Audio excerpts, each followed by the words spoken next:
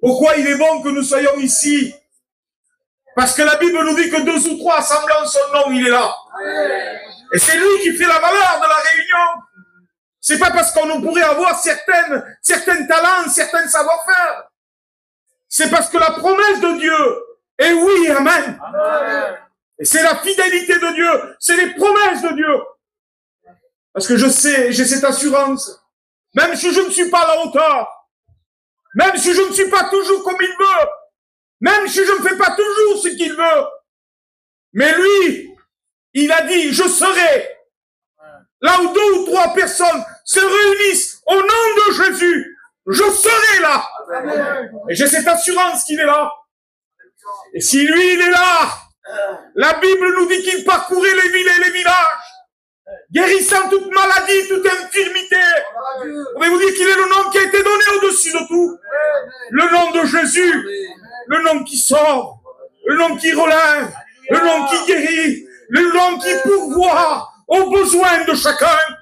On va te dire qu'en lui, il n'y a pas de limite. Mais tout pouvoir lui a été donné.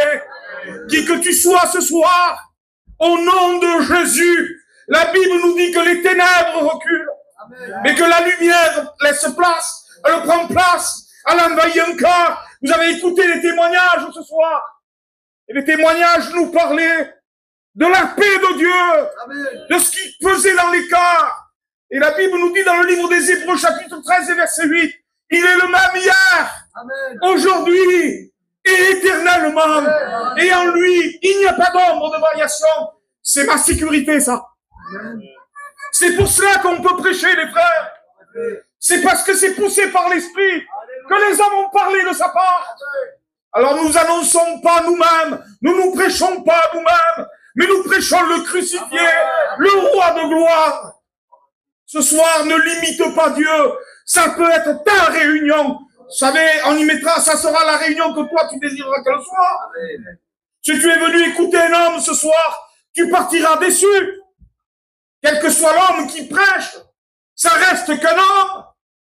Mais le nom de Jésus, quand il est élevé, quand la parole de Dieu est respectée, quand la parole de Dieu est annoncée, c'est lui-même qui l'honore. La Bible nous dit qu'il honore sa parole. Elle sera accompagnée de signes, de prodiges, de miracles. Et ça ne trompe pas. Parce que nous avons vu, au travers de notre ministère, j'ai vu des gens passer des ténèbres à la lumière, de la puissance de Satan à celle de Dieu, des gens liés par le péché, des gens liés par l'alcool. Moi qui vous prêche l'évangile ce soir, liés par la drogue, liés par le péché, liés par la vanité, et Dieu m'a fait grâce. Je ne suis pas meilleur que toi, je ne mérite pas plus que toi, ni moins que toi, mais je voudrais t'apporter par la main, et que tu vois ce crucifié, élevé entre ciel et terre, élevé au plus haut rang, mais en réalité des malfaiteurs. On ne l'a pas couronné avec une couronne d'or, mais une couronne d'épines était posée sur sa tête. Et il y avait marqué « Roi des Juifs ». Je voudrais vous dire que ce soir, vous savez, la Bible nous dit que le Dieu de ce siècle, qui est Satan, a aveuglé l'intelligence des hommes, afin de ne point voir briller la splendeur de la gloire de l'Évangile. Quand on réalise cela, ces versets de la parole de Dieu, nous voyons que le Dieu de ce siècle, c'est représenté comme le roi de la terre. Et quand on voit cela, on voit que le monde gît sous la puissance du malin. Mais ce soir, les œuvres infructueuses des ténèbres, nous voulons pas les cacher, nous voulons les dévoiler par l'œuvre et l'action de l'Esprit qui convainc les cœurs de péché, de justice et de jugement. Et je voudrais vous lire un passage de la parole de Dieu. Permettez-moi de lire la Bible. Dans l'évangile de Luc, au chapitre 11 et au verset 9, demandez et l'on vous donnera. Cherchez, vous trouverez. Frappez, on vous ouvrira. Car quiconque demande reçoit. Celui qui cherche trouve, et l'on ouvre à celui qui frappe. Quel est parmi vous, il dit, le père, qui donnera une pierre à son fils, s'il lui demande du pain? Ou s'il demande un poisson, lui donnera-t-il un serpent au lieu d'un poisson? Ou s'il demande un œuf, lui donnera-t-il un scorpion? Si donc, méchant, comme vous l'êtes, vous savez donner de bonnes choses à vos enfants, combien à plus forte raison, le Père Céleste donnera-t-il l'Esprit Saint à ceux qui lui demandent? Et je rends honneur, je rends gloire à mon Dieu. Vous savez, la Bible nous dit, cherchez, vous trouverez, frappez, et vous ouvrira. Et si on demande, vous recevrez. Et quand vous lisez la continualité de ce verset, de la parole de Dieu, il dit, mais qui donc? Le Père? Que si son fils lui demande du pain, lui donnera-t-on une pierre ou un poisson, un serpent ou un scorpion? Et ce soir, je crois de tout mon cœur qu'il ne faudrait pas qu'on se trompe dans le sens de l'amour de Dieu et l'amour des hommes. Parce que on est là et je voudrais vous apporter ça dans mon cœur.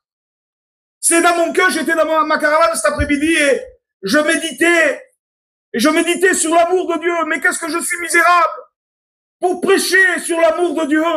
Comment pourrions-nous exprimer l'amour, les sentiments de Dieu à notre égard? Mais je voudrais vous dire que l'homme se trompe bien souvent entre le véritable amour et l'amour sentimental, qui est l'amour philéo. Et je suis pas venu là pour faire une étude ce soir. Je n'en ai pas la capacité. Mais avec quelques lumières que je reçois dans mon cœur, je voudrais qu'on ne soit pas des chrétiens sentimentaux, des gens qui sont attirés par des sentiments, des frissons. On est là et on peut chanter des cantiques et on peut, ou même prêcher avec une mélodie derrière et créer une atmosphère qui est des émotions, des sentiments. Mais ce n'est pas ça qui crée en nous la véritable vie. Amen. Ce qui créera la véritable vie, c'est de recevoir le Fils. Amen. La Bible nous dit que celui qui a le Fils a la vie. Mais celui qui n'a pas le Fils n'a pas la vie, mais la colère de Dieu demeure sur lui. Et quand je lisais ce verset de la parole de Dieu que je vous ai lu, je réfléchissais. Il dit, quel est le Père? Et je voudrais m'adresser à vous qui vous êtes là ce soir. S'il nous est parlé, c'est Jésus qui est en train d'interpréter. Il est en train d'interpréter ce texte de la parole de Dieu. Il s'adresse à Pierre. Il venait d'avoir la pêche miraculeuse où les poissons avaient été pêchés. 153 gros poissons. Et ce qui s'est passé, c'est que, au moment donné, quand Pierre est en train de parler, et il lui dit à Pierre, Pierre, souvenez-vous quand il lui dit à Pierre, m'aimes-tu? Pierre, il lui répète à 3 reprises à Pierre, si Pierre, est-ce que tu m'aimes plus que le reste des hommes qui y a autour, qui ont vu la pêche miraculeuse, qui ont vu les sentiments, qui ont vu les amitiés, qui ont vu le copinage? Il voulait avoir une réelle intervenir réellement dans le cœur de Pierre.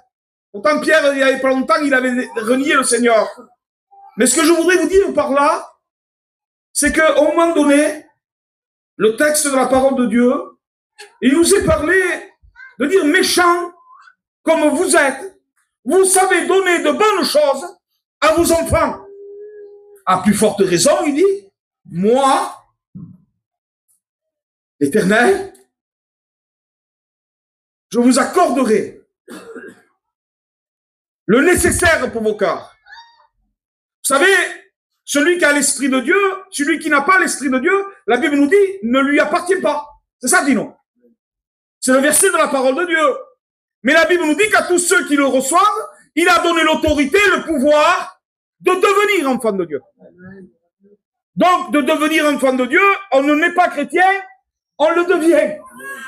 Et c'est le but de la réunion ce soir. Mon ami, toi qui es là, le but de la réunion ce soir, c'est que tu deviennes chrétien, c'est que tu deviennes le temple du Saint-Esprit, c'est que l'Esprit de Dieu vienne en toi, et que tu sois fils ou fille du royaume, enfant de Dieu.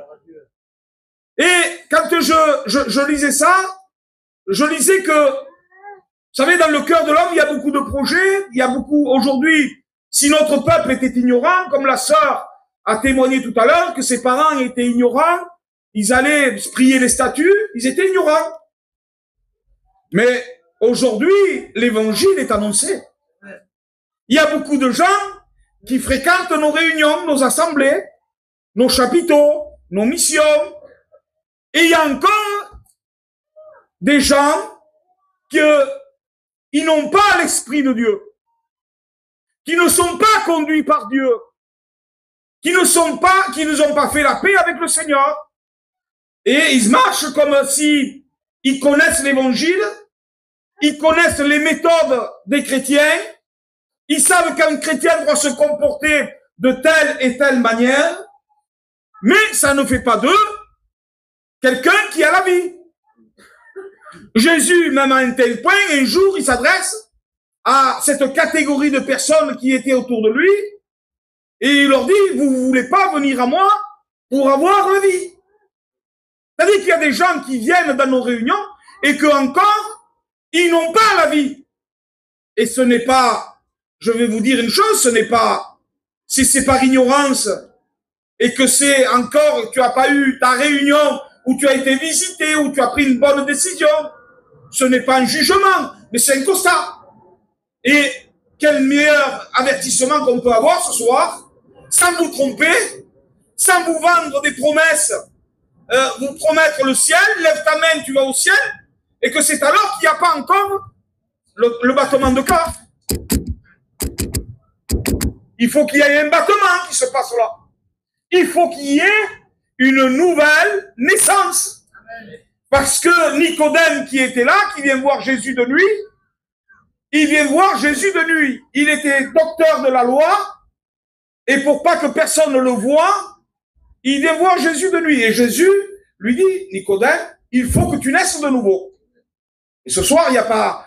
Je crois qu'au milieu de notre peuple, en généralité, des gens qui n'ont pas fait la paix avec le Seigneur, il y a beaucoup de Nicodème, où ils connaissent, ils nous posent des questions sur la parole de Dieu, que même moi, en tant que prédicateur, je me pose pas autant de questions aussi profondes. Je fais confiance en Dieu, j'ai la foi en Jésus, j'ai été pardonné de mes péchés, et je marche en nouveauté de vie, je lis ma Bible, je médite la parole de Dieu, et il vient des gens qui n'ont pas fait la paix avec le Seigneur, et ils connaissent la Bible sur le bout des doigts. Mais de connaître la Bible ne fait pas de toi quelqu'un qui connaît Jésus. Et c'est ça que nous voudrions bouleverser ce soir, au travers de l'œuvre de l'Esprit, au travers de la parole de Dieu. Nous voudrions défaire les œuvres infructueuses des ténèbres qui s'infiltrent au milieu du peuple élu de Dieu, qui s'infiltrent dans nos assemblées. Des gens vont dire, ça y est, tu es venu à la réunion, tu as levé ta main, mais c'est bon, tu es un chrétien, on va te baptiser, on va t'aller, allez, c'est bon, on va te baptiser, quelques mois passent, on va t'envoyer aux études, mais c'est bon, ça y est, t'as plus besoin de rien. Mais ce soir, je voudrais prêcher le véritable évangile, l'évangile de la grâce, l'évangile du ciel. Il n'y a pas de ciel sans repentance. Il n'y a pas de ciel sans le sang de Jésus. On ne peut pas vous offrir le ciel s'il n'y a pas une conviction de péché. Mais à partir du moment où il y a la conviction de péché qui commet ton cœur, que tu réalises qui tu es. Un jour, Tonino, qui est là, a témoigné. Il venait à nos réunions. Alors lui, c'était un gitan, il travaillait au service de nettoyage de Montpellier. Il payait ses impôts. Il travaillait honnêtement, marié légitimement. Il était quelqu'un d'honnête, quelqu'un dans notre peuple, d'honorable, quelqu'un qui travaillait honnêtement, qui était tranquille, il sortait pas, il buvait pas, fumait pas. C'est quelqu'un de bien. Et un jour, l'esprit est tombé sur lui. Il venait aux réunions. L'esprit est tombé sur lui. Et vous savez ce qu'il lui a dit, l'Esprit? Tonino, tu es un pécheur. Tu es privé de ma gloire. Et Tonino s'est tombé à genoux, chez lui, dans sa maison, en train d'écouter des cantiques, et il s'est donné à Dieu. Amen. Il a demandé pardon à Jésus. La Bible nous dit qu'on est tous pécheurs. Tous sont péchés et sont privés de la gloire de Dieu. Mais gloire et honneur soient rendus à Dieu, le fidèle des fidèles. Que ce soit le filet de la grâce est annoncé et prêché, non pas parce que c'est moi qui prêche, mais parce que le livre saint est ouvert. Amen. Et le livre saint te dit que tous sont péchés et sont privés de la gloire de Dieu. Et qu'il y a une bonne nouvelle ce soir. C'est que le Fils est mort. Mais bien plus, 3 jours après, il est ressuscité. Il est au milieu de nous. Jésus t'aime. Jésus t'aime. Le péché t'haït. Le diable, il s'est juré ta perte. Mais il y a une personne qui t'aime au-dessus de tout. Et ce n'est pas par sentiment. La Bible nous dit, méchant comme vous êtes, vous savez donner de bonnes choses à vos enfants. Et je réfléchissais à ça. On veut le meilleur pour nos enfants. Mais quand on ne connaît pas Dieu, quand on ne sait pas qui est Jésus, quand on n'a pas la moralité, là où elle doit être en vérité de la parole de Dieu, pour nous, moi je me souviens, mon père qui est là, il avait une vie qui était, il menait joyeuse et brillante vie, il se refusait rien, mais c'était une vie décousue.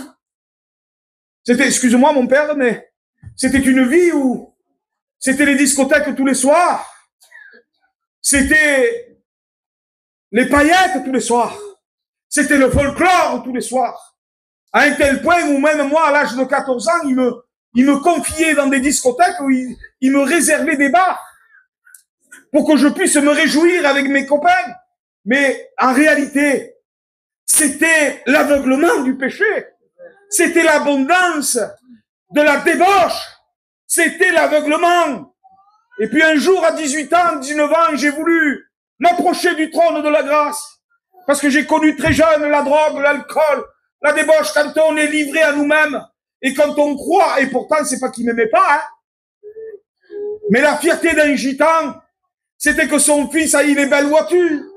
La fierté d'un homme, c'était que son fils, il réussisse dans la vie. C'était aimer avec l'amour fidéo, familial. Et puis, quand on aime de ce sens-là, c'est un amour sentimental. Et pour lui, c'était la réussite. Il voyait son fils, 20 ans, dans des belles voitures. Et puis, au moment donné, je me suis approché de l'évangile. Vous savez ce qui s'est passé? C'est que j'ai pu reconnaître mon père. Il était violent avec nous.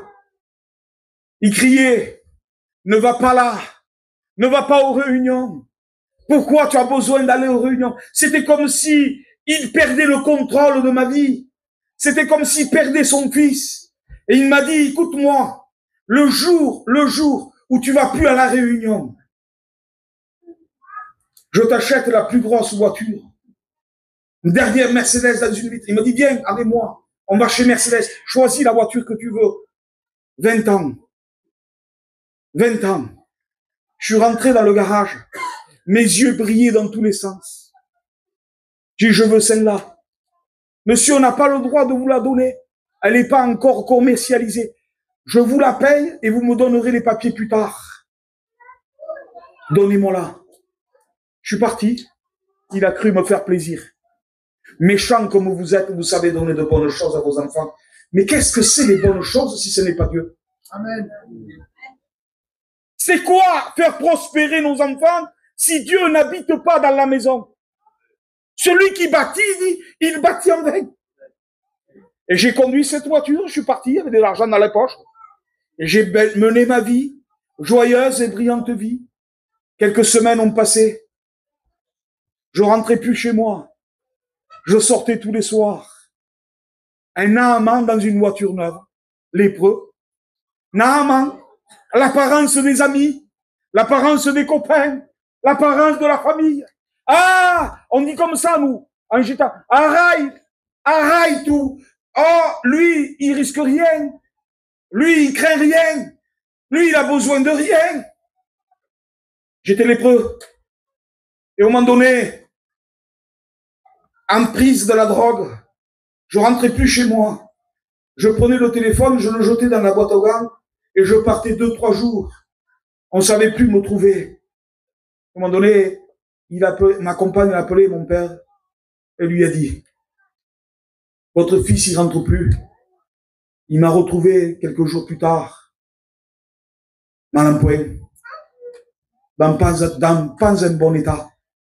Et là, l'esprit lui a parlé. Je voudrais vous dire que ce soir, c'est pas pour faire beau qu'on prêche dans cette sorte-là. Parce qu'il n'y a rien de beau. Il n'y a rien de beau si ce n'est que Jésus dans nos cœurs. Et au moment donné, il lui a dit, toi, avec ton argent, tu perds ton fils. Laisse-le venir à moi. Et je lui donnerai la vie éternelle. Je voudrais vous dire ce soir que même s'il avait des projets pour moi, le monde s'ouvrait devant moi.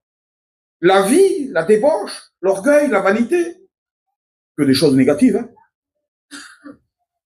Je vous le dis, j'ai vécu. Je sais que c'est négatif. Je sais que c'est de la boue. Je sais que ça vaut rien. Mais aujourd'hui, tout peuple confondu, sont plongés. Ça touche toutes les familles. La drogue est venue toucher toutes les familles. Il n'y a pas plus voyageurs, plus catalans, plus espagnols, plus roms. Toutes les familles sont touchées. Est-ce que je voudrais vous dire qu'il y a un fléau qui est en train de gangréner notre peuple? Et on a besoin d'ouvrir les yeux sur ce qui est écrit de la parole de Dieu. Alors, Gégé était venu me voir à l'époque. Puis quand Gégé est venu me voir, il m'a invité à une réunion et j'ai donné mon cœur à Dieu. J'ai compris que j'avais besoin de Dieu. J'ai compris que, et d'un homme pécheur, Dieu en a fait son serviteur. Et aujourd'hui, je vous prêche l'évangile. Une chose négative, Dieu en fait l'enfant de Dieu. Dieu a des projets pour chacun d'entre nous. Dieu a des projets de paix et non de malheur.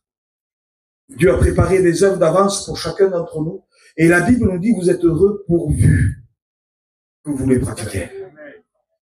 Vous savez, ça me fait penser à un homme qui avait, cet homme-là s'appelait Bartimée, fils de Timée. Bartimée était mendiant aveugle au bord du chemin. Et cet enfant, j'étais là sur ma chaise et j'ai eu l'occasion de prêcher Bartimée. Et Bartimée, il était mendiant, aveugle et en plus au bord du chemin. Et ce que signifie Bartimée, fils honorable. Fils honorable, c'est quelque chose de bien.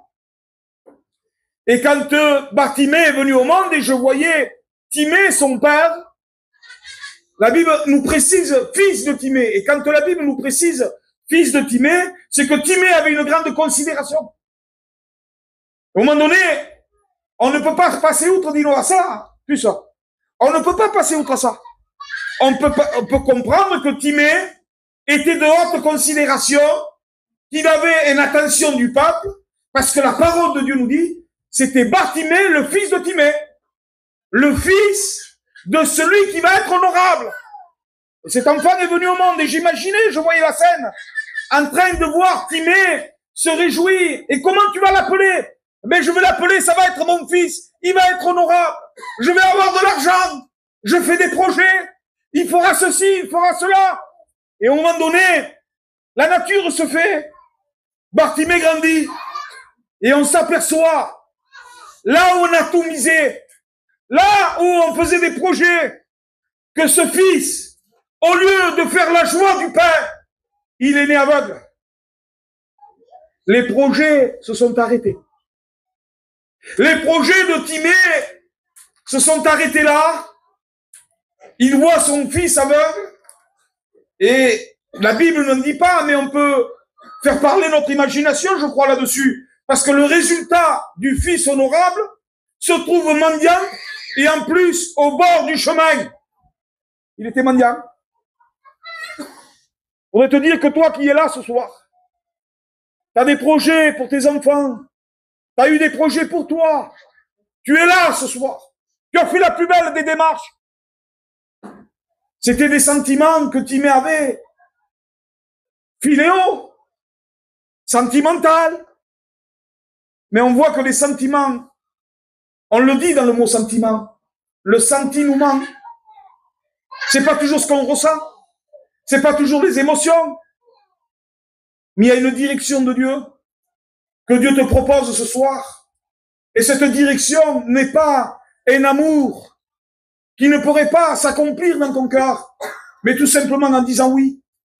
Parce qu'il y a une différence entre l'amour philéo et l'amour divin qui est l'amour agapo. L'amour divin, c'est l'amour de Dieu qui est répandu dans nos cœurs.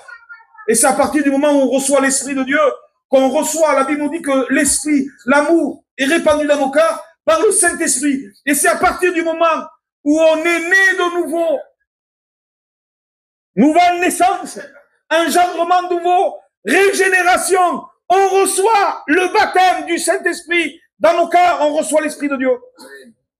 Et celui qui a l'Esprit de Dieu lui appartient. Et à partir du moment où on rentre dans le plan de Dieu, le plan du salut pour toi, il a accompli le plan du salut pour nos vies. Ce soir, il t'appelle. La Bible nous dit, si nous, on peut demander du pain, si mon père m'a donné une voiture, si Bartimée avait des projets, c'est des projets qui sont tombés à l'eau. Mais Dieu a donné quelque chose de plus cher. La Bible nous dit dans Jean, chapitre 3, verset 16, car Dieu a tant aimé qu'il a donné son Fils unique, afin que quiconque croit ne périsse pas, mais qui ait la vie éternelle. Amen. Et ce soir, c'est le plus beau des cadeaux que Dieu nous a fait, c'est de l'offrir son Fils, d'offrir le Fils unique de Dieu, Jésus-Christ, Sauveur, Libérateur, celui qui veut te libérer ce soir de tes chaînes, est au milieu de nous. Amen. Et cet amour-là, elle est insondable. Je ne peux pas effleurer en prêchant. Je ne sais pas si les frères pasteurs, à côté de moi, mes copains, peuvent exprimer l'amour de Dieu, mais je me sens avec une cuillère à café pour exprimer dans un océan gigantesque, pour exprimer l'amour de Dieu, pour exprimer les compassions de Dieu, pour montrer à tel point que Dieu nous aime et qu'il t'aime. Il a eu le péché, mais il aime le pécheur qui se repent. Tu es pécheur, tu as eu des projets qui ont échoué, Jésus t'aime, il veut te sauver, il veut te pardonner. Pourquoi Jésus est venu? Jésus est venu pour détruire les œuvres du diable. Ce soir, je le crois de tout mon cœur, que cette retraite de foyer 2024 a pour but de soigner les rétrogrades, soigner le peuple de Dieu, de ramener les rétrogrades et d'apporter les âmes au salut. Ce soir, je crois de tout mon cœur, à tes résolutions dépendra le succès.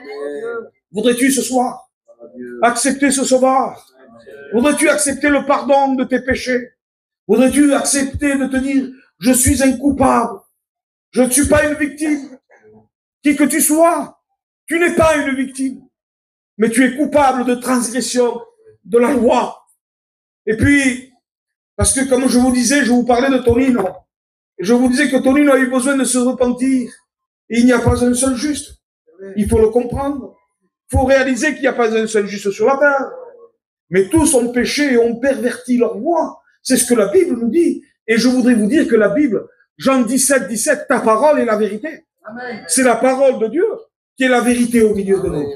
Et nous voulons rien savoir d'autre que Jésus-Christ crucifié, Jésus-Christ ressuscité, Jésus mort, Jésus ressuscité au milieu de nous. Ce soir, moi je crois de tout mon cœur. J'y mets tout mon cœur parce que je sens de la misère dans les cœurs. C'est la compassion du Seigneur. Je priais dans mon recueillement et je disais, Seigneur, donne-moi de l'amour. Augmente l'amour pour les âmes perdues, pour les foyers brisés, pour les foyers divisés. Il y a des chrétiens qui souffrent au milieu de nous, qui voient leurs compagnes, qui veulent pas les suivre. Il y a des compagnes qui voient leur mari pas vouloir les suivre. J'ai vu des frères lâcher la main du Seigneur parce que la femme, l'étudiant qui vous a témoigné, qui a dirigé tout à l'heure le candidat, Steve là, on s'occupait de lui, je m'occupais de lui et des fois je le voyais arriver avec les cheveux tout défaits. Il habitait le 4e étage à Figueroles. C'était un jeune chrétien et sa femme n'acceptait pas l'évangile. Elle n'acceptait pas l'évangile. Et à un moment donné, je te poucave, Steve. La Bible, le volet du 4e étage. Il sortait du culte, lui. Il arrivait chez lui, il avait ses notes. Il avait sa Bible, il avait ses commentaires. Il cherchait à méditer la parole de Dieu. Et quand il sortait du culte, il était béni, il parlait en langue au culte. Et quand il arrivait chez lui, il voyait en bas devant son bloc, il voyait des Bibles. Il voyait sa parole de Dieu. Il voyait tout ce qu'il aimait, tout ce qu'il avait dans son cœur. Il le voyait dehors. Et les gens rigolaient. Les gens s'enorgueillissaient de voir un chrétien maltraité, malmené. Ah, je lui disais, Steve, prends-la. Va, que personne ne te voit. Tu vas, excusez-moi, pasteur Ancien, arrêtez-moi si vous voulez. Mais moi, je lui disais, vous savez ce que je leur dis? Tu te promènes en campagne. Tu marches le premier devant. Et tu tiens la branche. Et quand ça à son tour, tu la lâches. Excusez-moi, les sœurs. Mais quand vous voyez tout ce qui se passe, quand vous voyez le péché là où il amène l'homme, quand vous voyez que l'orgueil est en train de détruire des enfants qui pleurent par rapport à ce que leur père était dans la drogue, était dans le péché, était dans la mesure du péché, de l'adultère, de l'impudicité, et que vous voyez qu'une femme ne peut pas se donner à Dieu, vous savez, ça me révolte. Ça me révolte. Je suis révolté de voir ça. Pourquoi? Parce que le Dieu de ce siècle qui est Satan aveugle l'intelligence des hommes afin de ne point voir briller la gloire de Dieu. La gloire de Dieu est au milieu de nous ce soir. Voudrais-tu accepter Jésus? Voudrais-tu te repentir? Voudrais-tu demander pardon à Jésus? Oui, demande pardon parce que tu es un pécheur, parce que tu es une pécheresse. Tu as besoin de Jésus. Jésus t'aime. Jésus t'aime. J'irai pas plus loin, mais tout simplement, car Dieu a tant aimé qu'il a donné. Il a donné sa vie. Il a donné ce qu'il y avait de plus beau. Amen. Il faisait la gloire dans le ciel. Et Christ est mort pour tes péchés. Voudrais-tu accepter la vie ce soir? Amen. Je fais un appel. Qui voudrait